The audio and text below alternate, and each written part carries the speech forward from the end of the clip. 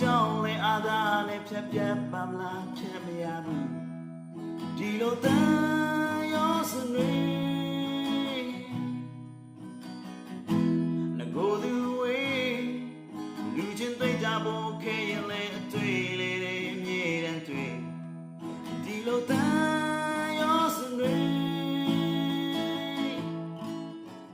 ဖြတ်ဖို့ခက်တယ်လေ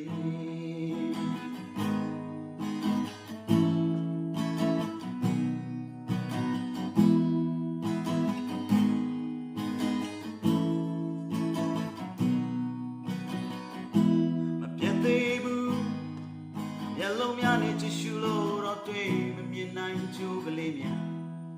ဒီလိုတန်ရောစနေရေရီလို့စီ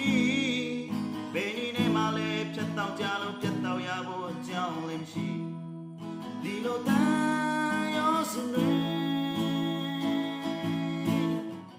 လုံးဝပြတ်နိုင်ပေ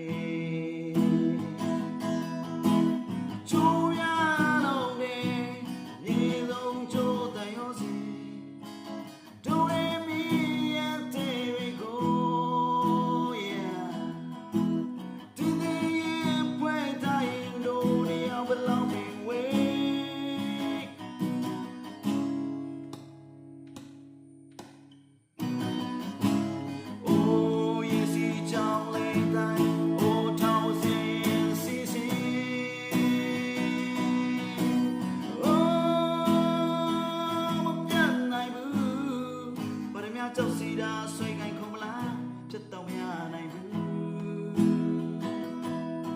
ဒီလိုတန်ရောစနေဘလာဝေးဖတ်တော့တိုင်းဝိုင်းများတာမျိုးမျိုးတုံးဆွေပြီးဖြတ်တော့လေဒီလိုတန်ရောစနေ